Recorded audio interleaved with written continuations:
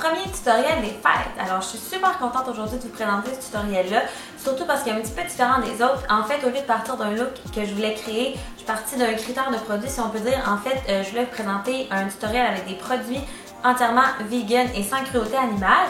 En fait, c'est une vidéo qui est en collaboration avec, laissez-moi le lire pour élaborer exactement, le Fonds étudiant pour la défense juridique des animaux. Fait que c'est vraiment une super belle cause. C'est eux qui ont eu des idées dans le fond de faire des articles ou tutoriels qui parlaient de beauté aux produits vegan.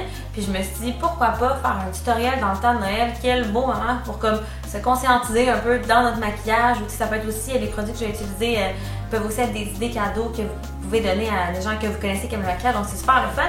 Alors, comme j'ai dit, tous les produits que j'ai utilisés dans ce tutoriel-là sont tous vegan, sans cruauté animale. Je suis vraiment contente d'avoir trouvé tous ces produits-là. Au début, je trouvais ça un petit peu difficile, mais en fait, finalement, je me suis rendu compte qu'il y avait plein de marques autour de nous qu'on côtoie souvent et qui le sont.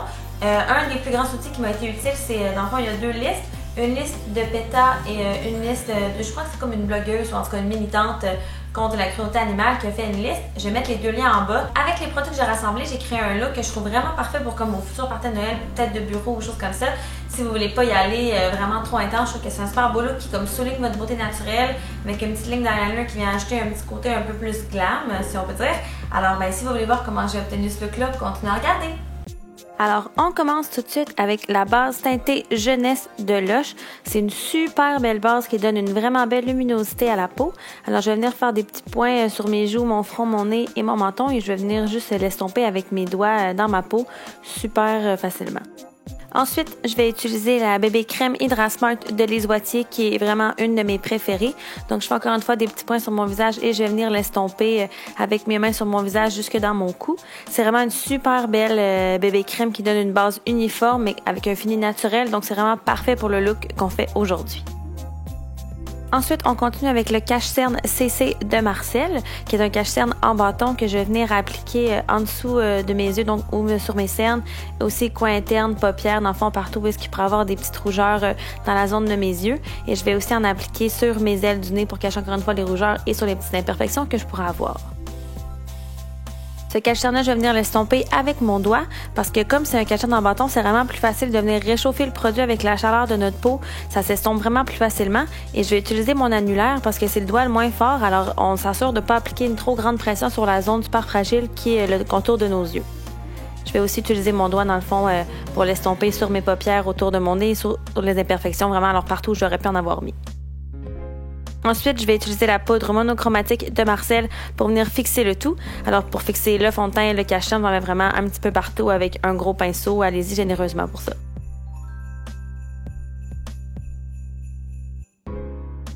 Ensuite, je viens utiliser le duo Bonne Mine de Jouviance dans la teinte Tendresse. J'étais vraiment contente d'utiliser ce duo-là parce que c'est vraiment un super beau duo très pratique. Alors, je vais commencer par venir réchauffer mon teint en appliquant dans le fond un peu aux lignes extérieures de mon visage, donc le haut du front, l'os de la joue et un petit peu l'os du menton, puis aussi dans le fond sur toute la ligne des cheveux. Je vais aussi en mettre un petit peu sur le bout de mon nez. Alors, on vient vraiment réchauffer le teint en faisant plus une technique un peu de bronzage plus que de contouring. Là, on y va plus de façon diffuse pour réchauffer le teint. Ensuite, je vais utiliser la section blush que je vais venir mettre sur les pommes de mes joues que je vais venir estomper jusque dans le bronzer que je viens d'appliquer.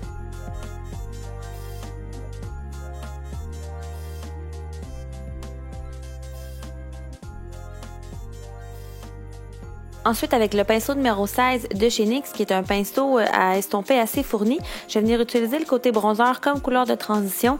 Donc, j'en applique dans le creux de ma paupière un petit peu partout de façon assez diffuse là, pour venir faire une base pour le look. On continue avec l'ombre à paupières en crème de Lush dans la teinte Sophistiquée, qui est un super beau taupe, un peu rose mauve chatoyant.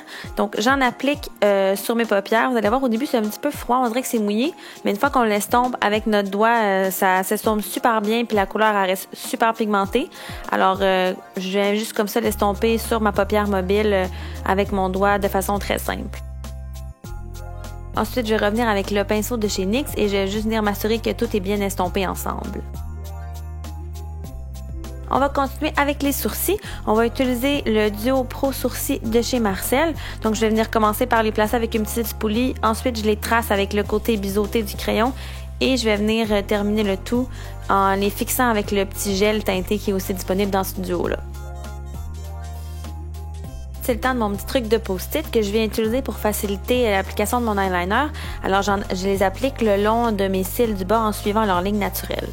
Et on va utiliser l'eyeliner de chez Lush dans la teinte indépendant, qui est dans le fond juste un eyeliner noir. Alors, on vient faire, avec le petit pinceau très précis, on vient faire une ligne assez proche des cils.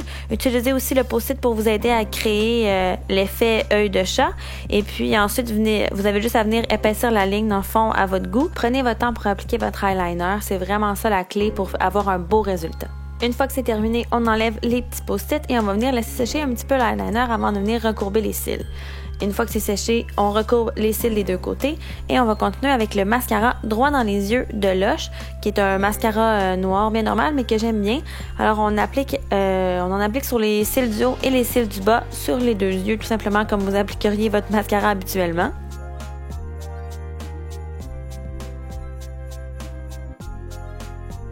Et on va suivre avec une couche du fixateur hydrofuge de mascara de Marcel pour venir rendre le tout hydrofuge et éviter que ça coule.